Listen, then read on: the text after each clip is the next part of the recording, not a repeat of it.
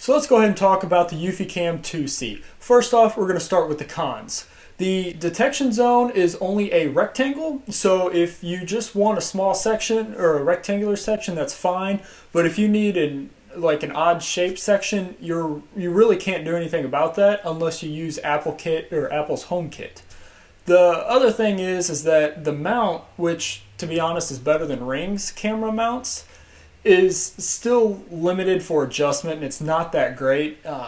It works for some spots, but not all, so it kind of depends on how you're mounting your camera, depends on if it's going to work for you or not. The other thing that I have an issue with is you cannot snooze the notifications from the notification itself. You have to actually snooze the cameras through the app. So, for example, on Ring, if you get a notification, you can actually snooze it right there from the notification. Eufy needs to implement that. Sound playback through the app can sometimes have a little bit of echo. It rarely happens, but it does happen, and I haven't been able to figure out why.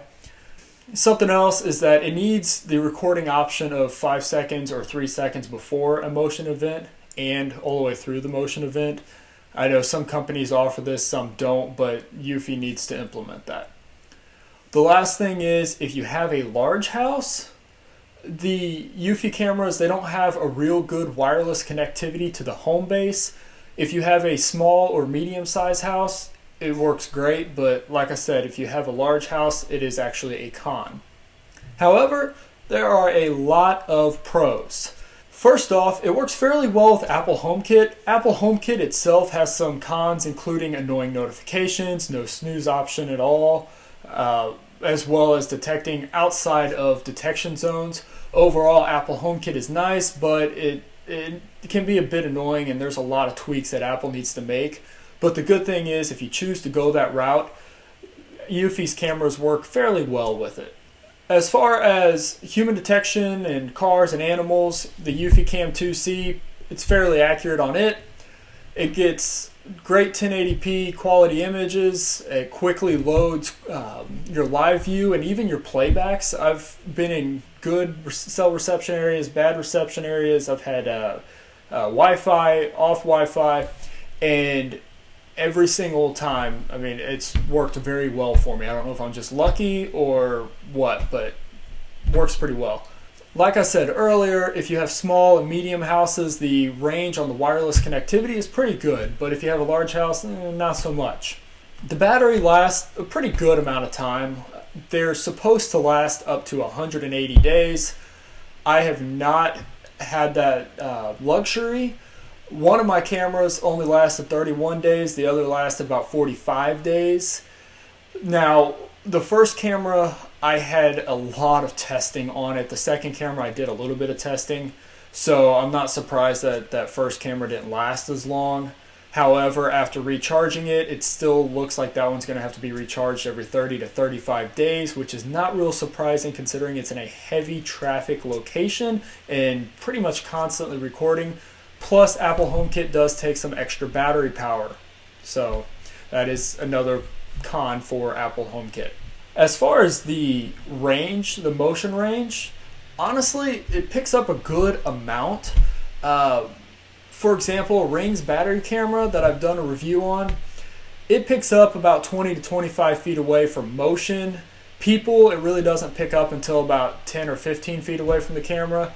eufyCam 2C picks up about 40 feet away from motion and about 20 to 25 feet away for humans.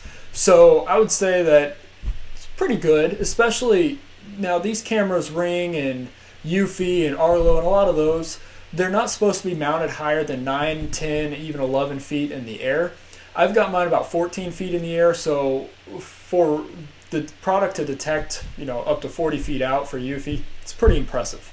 Something I wasn't sure about was the local storage on the home base provided with Eufy's cameras. When I first started looking into it, I was like, man, 16 gigs, that's not a lot of storage. But after using it, I've used it for 57 days, and the storage has only amounted to 3.15 gigs. To me, that's pretty impressive compression that Eufy's doing, especially considering how many events that I've had, my excessive testing, and so on and so forth. So I have to give Eufy a couple of thumbs up for that because that's pretty awesome. my big thing is I just really hope that they add some expandable memory to it, because 16 gigs, if you have several cameras, that's gonna load, or that's gonna fill up real quick. Not only does Eufy offer local storage for these cameras, but there's no monthly subscription fee unless you really want to pay for that subscription fee. That's totally up to you, whereas some companies actually require that you have a subscription fee, such as Arlo.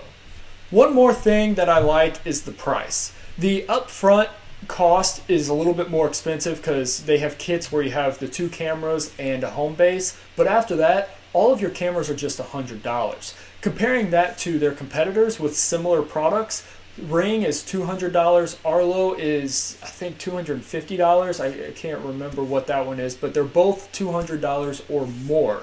So for a similar camera, the initial cost, yes, it might be a little bit more expensive than Ring. It's about the same as Arlo, but when you start looking at the individual cameras after that, Eufy's going to have just as good of product as Arlo, better product than Ring, and it's going to be cheaper than both of them. So sometimes less is more. Overall, the eufyCam 2C cameras have been great. I really like them, and I plan on getting more of them and slowly moving away from Ring's cameras. I give these cameras an easy 8.5 out of 10. With a few minor adjustments to that list of cons, this could easily become a 10 out of 10 camera setup.